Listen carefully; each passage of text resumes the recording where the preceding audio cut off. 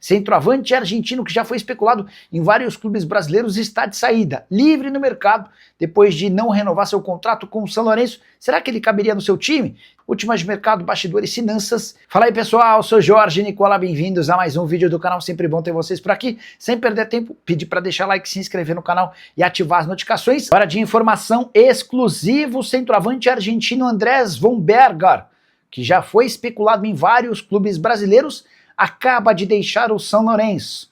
O vínculo dele se encerrou em 31 de dezembro, existiam tratativas para a prorrogação do contrato e o Andrés decidiu sair do clube e está livre para fechar com o próximo clube. Já há conversas entre o representante dele no Brasil, o Alexandre Faria, e times daqui.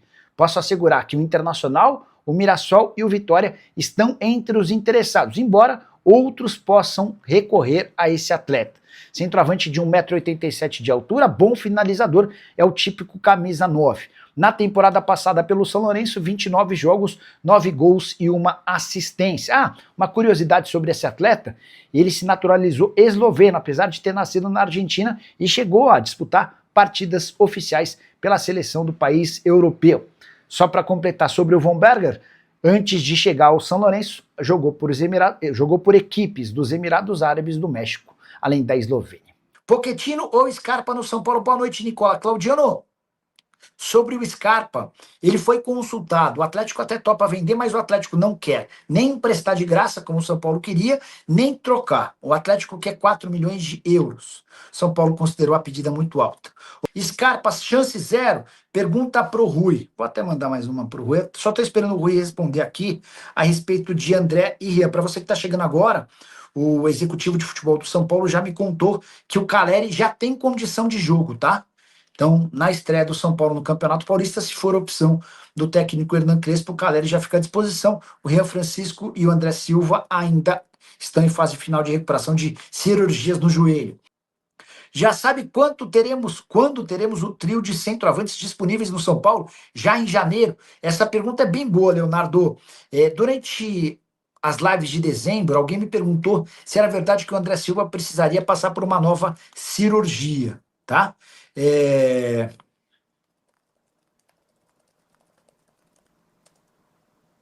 Peraí.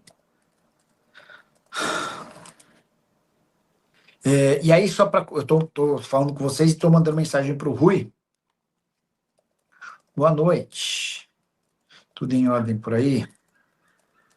Passando para saber se vocês já têm alguma ideia de quando Caleri, André Silva e Rian Francisco terão condição de jogo. Assim que tiver a resposta, já conto para vocês também, beleza? Deixa eu só registrar mais perguntas. Vocês vão mandando as perguntas, eu repasso para as minhas fontes. Negociações estão acontecendo. Perguntei pro São Paulo, Caleri, André Silva e Rian Francisco têm condição de jogo? Caleri já tem, tá? Então, o Caleri é o primeiro dos 3 centroavantes que passaram por cirurgia no joelho, que vai ter condição de jogar. André e Rian vão precisar de mais quanto tempo? Novidades no São Paulo, queria muito que fosse contratado toda a diretoria do Mirassol, pois é, o Juninho, que é o grande responsável pelo sucesso do Mirassol, faz trabalho de fato bem legal por lá. Dirigente bem pouco conhecido, muita gente atribui o sucesso do Mirassol ao Paulinho, ex-jogador do Corinthians. A verdade é que o Paulinho pegou tudo pronto, enfim, e emprestou um pouco da grife dele. O mérito todo é de um cara chamado Juninho, que é bem discreto e detesta entrevistas. O Kaique perguntando sobre Alan no São Paulo. O São Paulo tá tentando, mas só para você entender, a ideia do Flamengo é vender o Alan. Enquanto essa janela que acabou de abrir, ela não avançar um pouquinho, para o Flamengo talvez seja mais negócio esperar. Vai que aparece uma proposta em definitivo. Se a proposta não aparecer, aí sim dá para imaginar que o acordo com o São Paulo de empréstimo possa sair. Zanqueta disse que o Scarpa está negociando com o São Paulo. Bora lá, só recapitular o que eu contei sobre o Scarpa. O São Paulo fez uma primeira proposta ao Atlético de empréstimo com obrigação de compra, basicamente como o São Paulo fez para o Flamengo em relação ao Alan. Logo de cara, o Galo descartou, esquece. Aí o São Paulo procurou o Atlético e falou assim, e se a gente pensar numa troca? Vocês têm algum interesse em algum jogador? Vamos tentar debater sobre o tema? O Atlético falou, a gente prefere fazer negócios em definitivo. 4 milhões de euros e a gente faz negócio. pessoal do São Paulo respondeu que não há como pagar 4 milhões de euros. Então, a menos que surja um outro contexto de negociação, não deve acontecer, tá bom? Nicola, São Paulo tem algum orçamento definido para gastar com reforços? Sim. Ou vai ser só contratação sem custo de novo? Quais posições prioritárias para o Rui?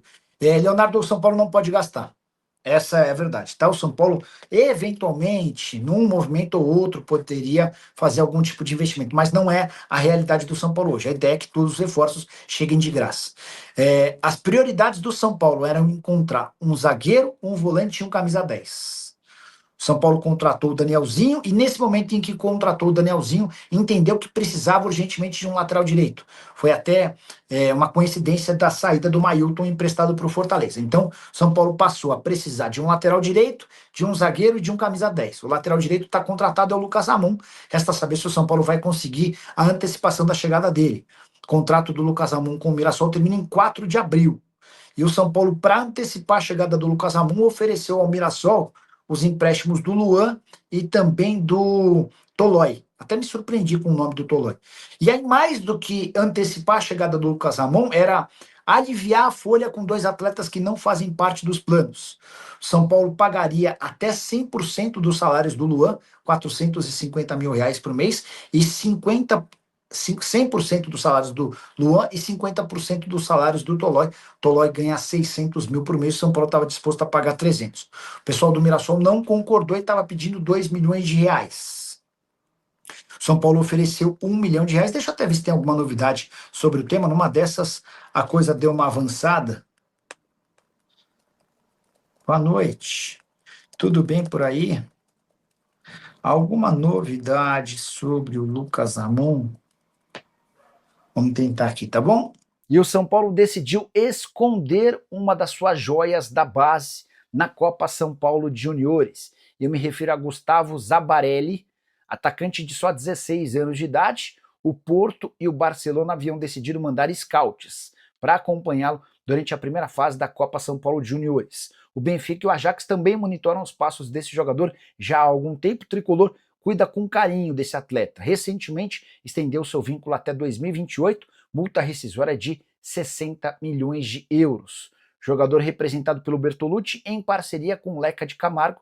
O Bertolucci é hoje o maior empresário do Brasil, com portas abertas nos principais clubes do mundo. Pois bem, o São Paulo, em vez de utilizar o Zabarelli nas primeiras rodadas da Copa São Paulo, decidiu integrá-lo ao time sub-17, que está disputando um torneio na Alemanha. O Zabarelli deve voltar apenas a partir de 16 de janeiro, para a fase final da Copa São Paulo, já em mata-mata. Estratégia para valorizar o atleta e para escondê-lo dos principais clubes do futebol na Europa. Gostaria de saber a sua opinião sobre esse plano do São Paulo em relação ao jogador. Vale a lembrança ainda de que o Zabarelli foi um dos 7 atletas apontados pelo Jornal AS como promessas da Copa São Paulo de Juniores. São Paulo tem 3 dessas 7 promessas apontadas pelo jornal espanhol, além do Zabarelli, o Luca e o Paulinho. Só mais um detalhe importante: se o Zabarelli for vendido rápido pelo São Paulo, ele fica pelo menos até março de 2027, quando completa 18 anos de idade.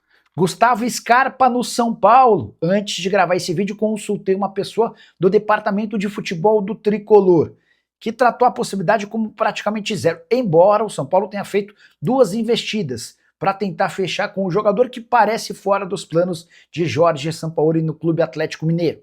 Primeira oferta do São Paulo de empréstimo com opção de compra. O Galo não concordou. Depois, o Tricolor procurou o Atlético sugerindo uma troca de jogadores. Não houve consenso entre qual jogador poderia ser envolvido nessa negociação envolvendo o Scarpa. Diante desse cenário, e com a pedida de 4 milhões de euros do Atlético para que o negócio saia agora, São Paulo retirou-se das negociações e está em busca de um outro camisa 10. Tricolor, que já fechou com o goleiro Coronel, já contratou o Lucas Ramon para a lateral direita e trouxe também um volante, o Danielzinho. Hoje, as prioridades são um zagueiro e um meia atacante. O São Paulo também não fecha as portas para jogadores de velocidade para o ataque. mas sempre com a premissa de que precisam ser jogadores com custo baixo ou praticamente de graça. Você acha que o Scarpa caberia no São Paulo, faria barulho? Já usa o espaço para comentário e registra a sua opinião, beleza? Minha rapaziada, então é isso aí, mais um giro de notícias importantes e atualizadas do São Paulo para você ficar super combinado e super atualizado e informado nas últimas informações do Tricolor Paulista. Então peço humildemente para você deixar o like nesse vídeo, se inscrever no canal, ativa também o sino das notificações, no comentário fixado vai ter um link de afiliado da Mercado Livre com a camisa mais vendida do São Paulo. Então peço humildemente para você deixar o like nesse vídeo, então um grande abraço, até o próximo vídeo, fui!